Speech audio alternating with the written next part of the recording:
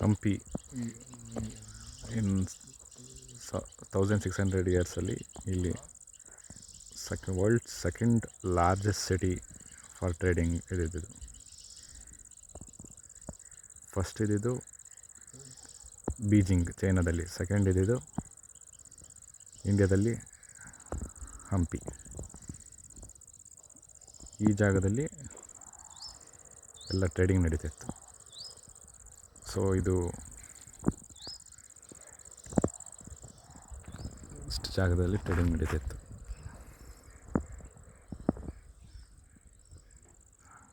Highest ನಡೀತಿದ್ದು ವಿಜಯ ವಿಠಲದಲ್ಲಿ. ಇದು ವಿರೂಪಾಕ್ಷ ಟೆಂಪಲ್ ಹತ್ರ ಇರೋದು. ಇದು second place. First highest trading ನಡೀತಿದ್ದು ವಿಜಯ ವಿಠಲ ದೇವಸ್ಥಾನದಲ್ಲಿ. ಪ್ರತಿಯೊಂದು ಟ್ರೇಡಿಂಗ್ ನಡೀತಿದ್ದು ದೇವಸ್ಥಾನದಲ್ಲೇ, ಅಂದರೆ ದೇವಸ್ಥಾನದ ಸ್ಥಳಗಳಲ್ಲಿ. ಸೊ ಇದೇನು ಕಾಣ್ತಾ ಇದೆ ಇದೆಲ್ಲ ಸ್ಟಾಲ್ ಲೆಕ್ಕದಲ್ಲಿ ಇದ್ದಿದ್ದು. ಒಂದೊಂದು ಬಾಕ್ಸಲ್ಲಿ ಒಂದೊಂದು ಸ್ಟಾಲ್ಸ್. ಸೊ ಹೀಗೆ ಇದೆಲ್ಲ ಕೆಲವೊಂದು ಬಿದೋಗಿದೆ, ಯಾಕೆಂದರೆ ಮೋರ್ ದೆನ್ 500 ಇಯರ್ಸ್ ಆಗಿದೆ. ಸೊ ಹಾಗಾಗಿ ಎಲ್ಲ ಬಿದೋಗಿದೆ, ತುಂಬ ಡೆಮಾಲಿಷ್ ಆಗಿದೆ. ಮತ್ತು ಡೆವಲಪ್ಮೆಂಟ್ ಮಾಡಿದ್ದಾರೆ, ಸುತ್ತೆಲ್ಲ ಲೈಟ್ ಹಾಕಿದ್ದಾರೆ. ಬಟ್ ಈಗ ಡೆವಲಪ್ಮೆಂಟ್ ಆದಷ್ಟು ಕಡಿಮೆ ಆಗಿದೆ. ಸೊ ಈ ಥರ ಪ್ರತಿಯೊಂದು ಗುಡ್ಡದ ಮೇಲ್ಗಡೆ ಹೋದರೂ ಇದು ಕಾಣಿಸ್ತದೆ, ಏನು ಮಂಟಪಗಳು. ನೋಡಿ, ಇಲ್ಲಿ ಒಂದು ಮಂಟಪ, ಅಲ್ಲಿ ನೋಡಿದರೆ ಅಲ್ಲೂ ಮಂಟಪ, ಇಲ್ಲಿ ನೋಡಿದ್ರೆ ಮಂಟಪ ಕಾಣಿಸುತ್ತೆ. ಸೊ ಅಲ್ಲಿ ಕಾಣ್ತಿರೋದು ಅಂಜನಾದ್ರಿ ಬೆಟ್ಟ.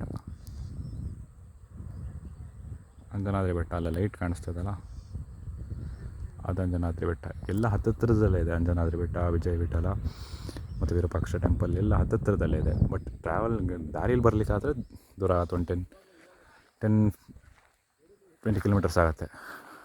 ಬಟ್ ಸ್ಟ್ರೈಟ್ ಪಾತ್ ನೋಡಿದ್ರೆ ಏನೋ 500 ಮೀಟರ್ಸ್ ಆ ಥರ ಇದೆ ಅಷ್ಟೇ.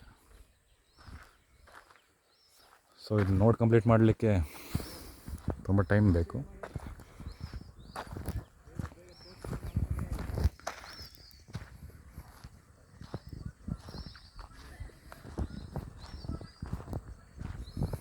ಎಕ್ಸ್ಪ್ಲೋರ್ ಮಾಡಿದಷ್ಟು ಮಾಡಲಿಕ್ಕೆ ಇಲ್ಲಿ.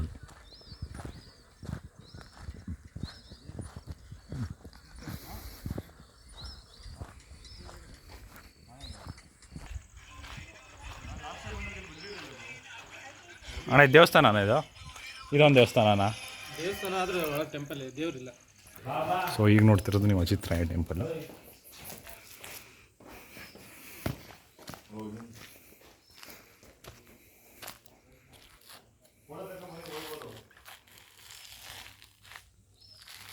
ಸೊ ಮೇಲ್ಗಡೆಯನ್ನು ಕಟ್ಟಿದ್ದಾರೆ, ಅದೆಲ್ಲ ಇದರಿಂದ ಕಟ್ಟಿರೋದು, ಮಣ್ಣಿನ ಇಡಿಕೆಯಿಂದ. ಸೊ ಅದು ಕಾಲಕ್ರಮೇಣ ಮಳೆ ಬಂದಂಗೂ ತೊಳೆದು ಹೋಗ್ತದೆ. ಸೊ ಮ್ಯಾಕ್ಸಿಮಮ್ ಒಂದು 20 ಇಯರ್ಸ್ ಇರುತ್ತೆ. ಅದಾದಮೇಲೆ ಬರೀ ಕಲ್ಲು ಉಳಿಯುತ್ತೆ, ಅದು ಕ್ರಮೇಣ ಹೋಗ್ತಾ ಇರುತ್ತೆ. ಇದೆಲ್ಲ ಬೆಂಡಾಗಿ ಹೋಗ್ತದೆ, ಕಟ್ಟಾಗ್ತದೆ. ಸೊ ಹಂಗೆ ಇದೆಲ್ಲ ಕೆಲವುದು ಮಾಡಲಿಕ್ಕೆ ಪೆಂಡಿಂಗ್ ಉಳಿಸ್ತಿರೋದು.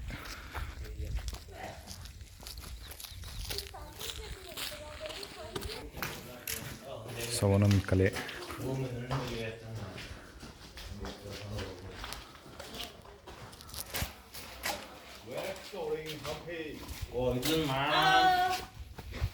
ಇಲ್ಲೊಂದು ಮಾಡೋಣ ಅಂತ ಹೋಗಿದ್ದಾರೆ, ಅರ್ಧಂಬರ್ಧ ಮಾಡಿಬಿಡ್ತೀವಿ ಆಗಲ್ಲ. ಹೌದಾ?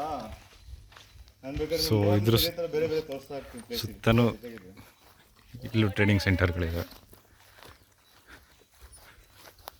ಅದು ಅಲ್ಲೊಂದು ದೊಡ್ಡ ಜಾಗ ತೊಳಸಿದೆ. ಅಲ್ಲಿಂದ ಮುಳ್ಳಂಗಿರಿ ನಂದೆ, ಅದು ಗೊತ್ತಿಲ್ಲ ನಿಮಗೆ?